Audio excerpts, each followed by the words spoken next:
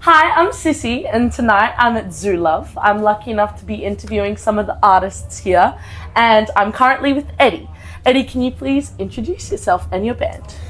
Hi, I'm Eddie. I used to work here along with many of the other artists who are performing tonight. People might know me as Evil Eddie, some people call me Eddie Butterfingers, but either way, I'm here with Butterfingers playing and celebrating the life and times of the zoo.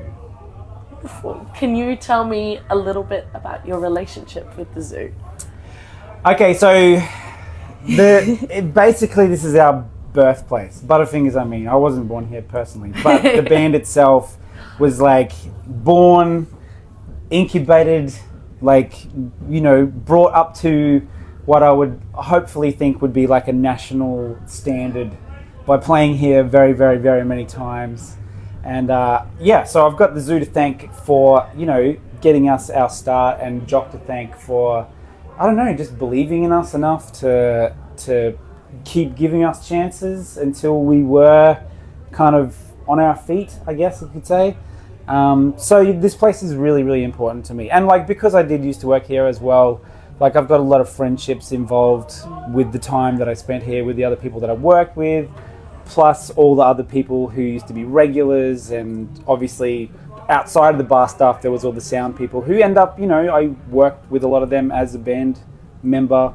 So there's a lot of crossover, a lot of different things, and it's all kind of happened here. So yeah, that's what it means to me. It's a very important place. So I should just shush, but I like it a lot.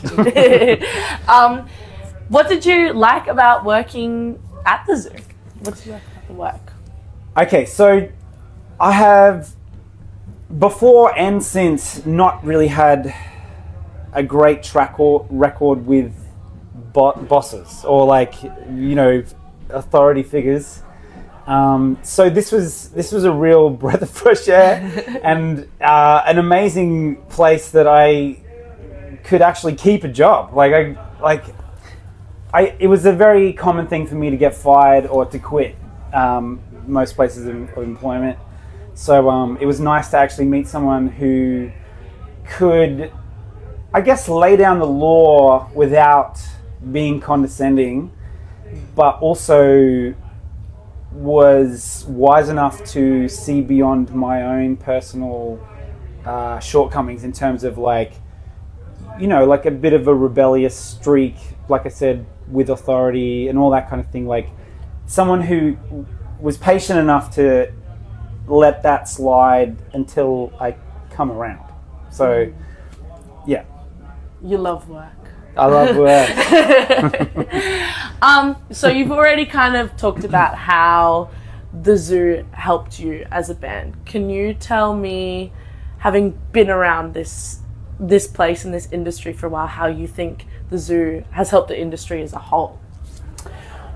Well, obviously it's sort of at that capacity where, you can have, it's small enough in the way that through the week you can put on local bands that are just getting their start and, nurture them, but also big enough to, take on national touring acts.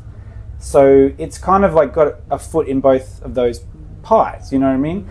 Which makes it a great place for the younger bands to not just feel but actually work in a professional place. So when they do get to that point where they are touring and they are going interstate, they've already had enough time being nurtured at a place that is on a national level. They know then what to do when they get to the next town or whatever. So there's that whole side of it, but also the family part of it. That I think a lot of interstate bands who have come here have taken a liking to the place as well. It's not just a Brisbane love thing. It's not limited to the Brisbane city limits, because I think a lot of people who come from out of town can feel what's happening here in terms of the family environment, which Jock is hugely responsible for. She makes it that way. It's a culture that she has sort of impregnated into the people that work here. That's a weird way to put it, but yeah. No, it's right though. And just any parting words that you have for the zoo. Party words. Party words. Parting Parting words. Long live the zoo. I'm holding it like in my heart a little bit that somehow some magical force with a lot of cash may resurrect this place or even save it before it completely. I don't know. I still hold hope that it's not completely over. Me too.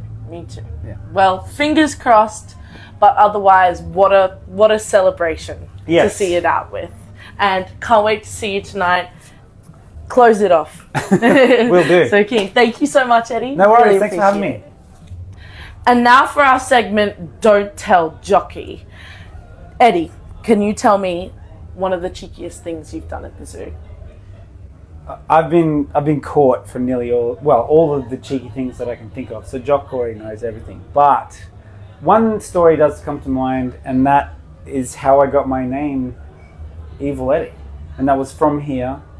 Like I said, I had a problem staying employed, and after my first week working here, the zoo used to pay like cash money. Like it didn't get transferred to your account. You would get cash as your payment. And my first payment, somehow, after a few drinks, a photo got taken of me with the money in my ass cheeks, pressed up against the glass door of the fridge. And they were already looking for a way to differentiate me, Eddie, from another Eddie who worked at the zoo at the time. So I became Evil Eddie. And I've just rolled with the name ever since. So, yeah, I mean, that's the closest I got.